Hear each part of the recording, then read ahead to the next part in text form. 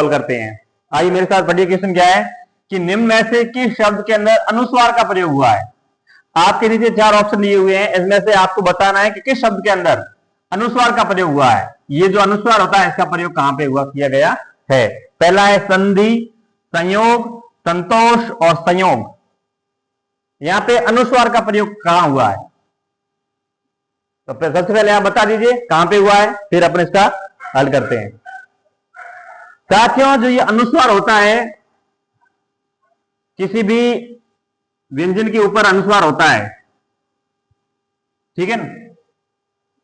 उस व्यंजन के अनुस्वार के बाद आगे जो वर्ण आता है, अगर वो वर्गीय व्यंजन है, वर्गीय व्यंजन का मतलब हुआ वो क वर्ग से है या च वर्ग से है या ट वर्ग से है या त वर्ग से या प वर्ग से, ये किसी भी 5 वर्ण में से कोई भी हो।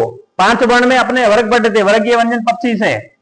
इन 25 में से कोई भी वर्ण है, अगर ये अनुस्वार के जस्ट बाद यानी जस्ट आगे वाला ये यानी सम, ये स उस अनुस्वार उसके बाद वाला जो वर्ण आएगा ना, ये टंबकी या बिंदी, ये जो आप बांध रहे हो, ये आगे वाले वर्ण के ऊपर डिपेंड करेगी कि इसका अर्थ क्या निकलेगा। अगर क वर्ग का आया तो क वर्ग का 5वां बन जाएगा, ये अपने वर्ग का 5वां बन जाएगा, च वर्ग का 5वां बन जाएगा, ट वर्ग का 5वां बन जाएगा, त वर्ग का 5वां बन जाएगा और प वर्ग का 5वां बन जाएगा।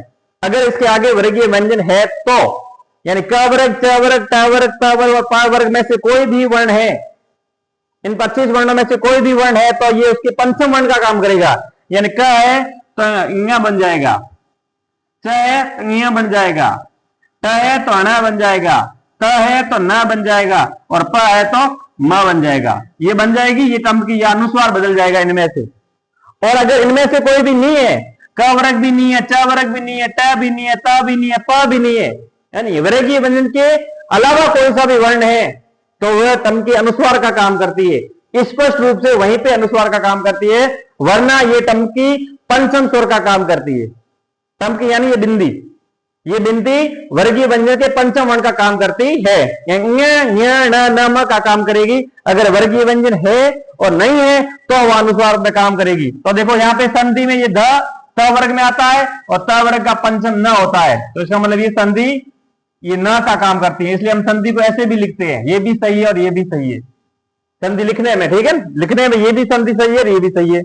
संयोग, ये संयोग, संयोग में ये स है और उसके बाद ज आता है, तो ज का पंचम वर्ण ये ज च वर्ग में आएगा, च वर्ग का पंचम वर्ण हो जाएगा, तो ये हो जाएगा ये अण आधा हो जाएगा संयोग। इसको ऐसे भी लिख सकते हैं। संतोष, यहां पे वापस ये त वर्ग आ गया और ये त वर्ग का पंचम न होता है, तो ये संतोष, इसको हम ऐसे भी लिखते हैं संतोष।